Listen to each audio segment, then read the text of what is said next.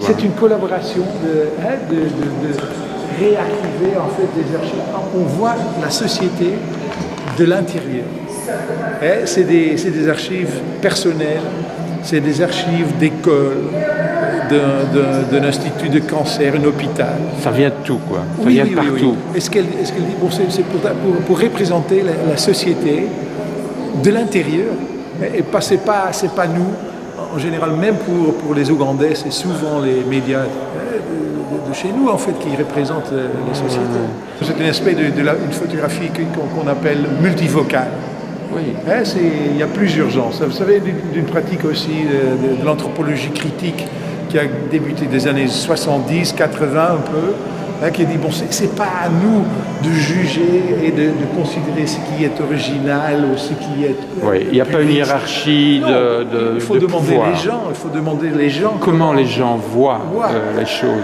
Oui, donc est-ce que moi, en tant que photographe professionnel, en travaillant pour une c'est ça, ce sont multiples points de vue. Voilà. Quoi. You are not the star here. The star is all the people. Yes. What I try to do is to always be in dialogue with the photographs themselves as objects, with the people who own the photographs, and with Ugandan makers of this period. So artists, other photographers. So it's very collective. So I try to not be. So that's also, and this is one of the things I had to negotiate with the museum. In my case, literally, even the title of the exhibition is not my name; it's the word, and my name is second. And the museum even said that's the first time they do that. That the artist's name is not the title of the exhibition, but is the subtitle. And even that wouldn't have been necessary for me. But I understand that you need to have someone you can address. So that's me then in this case, the first. And my Ugandan colleague is also here. But yeah, so that's for sure. I'm very much trying not to enlarge my position. And what's your position? Where is reality? Reality doesn't exist. Well, reality, of course, does exist, but in a plurality. It's not one. We all have our own reality, and they to quite some extent overlap. But then they also are all variations on each other, and I want there to be room for that. I want it to be possible for your reality to be as real and as true as mine, even though they're not the same. I think that is really important. But what is this collection? Can you speak about? Yes, this is the only among the 8 collections that has the vintage prints here. So these are vintage prints from Eli Rwakoma's collection. This here is Idi Amin, probably the most famous Ugandan. It's not a photocopy. No, this is a vintage print. So this is damage and mold from the conditions in which these photographs were kept. For you, it's important to have the material, yes. And for many of these collections, that's not possible. Either it is just not there, like the photographs, the self-portraits by Deo Chakalugira.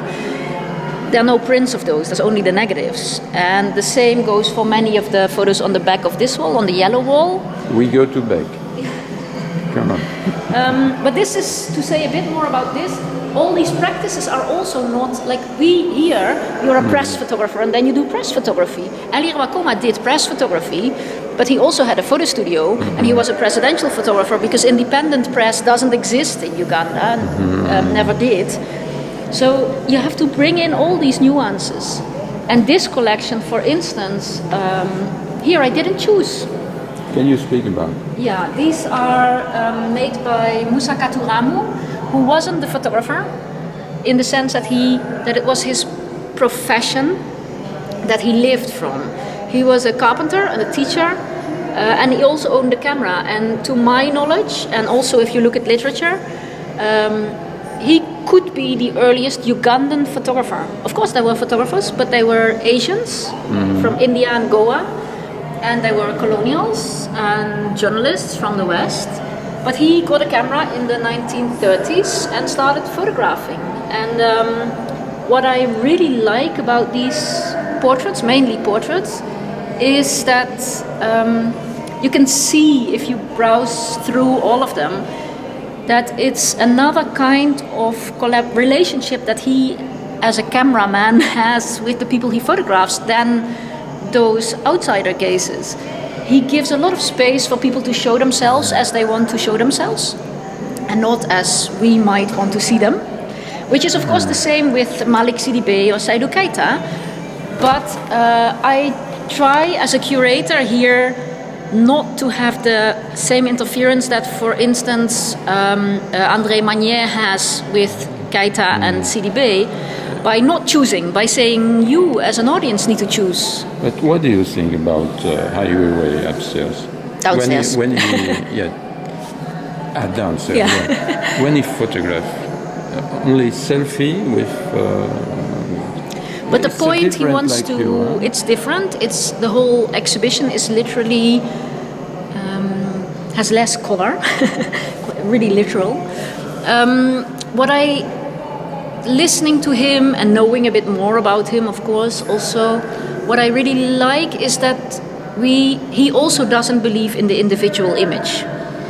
In his show, there's 20,000, I think, the curator says. Here, only this one is already 1,000 prints.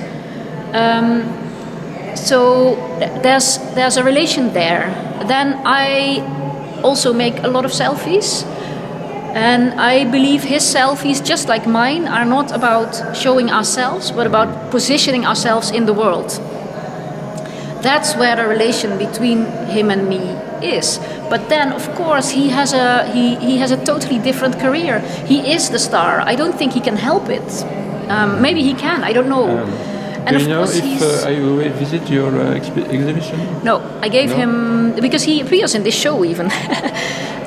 It's not interesting. Oh, I don't know. He just came up, and this morning we were here waiting for the press, and he was put in this room to do his interviews. And then one of the curators of the museum said, "Did you see? He wanted to come here, but he had to go there because of the interview." So I don't know if he's interested. I can't be a person to judge. You know, the man has lived. He's lived through his stardom, and I don't know.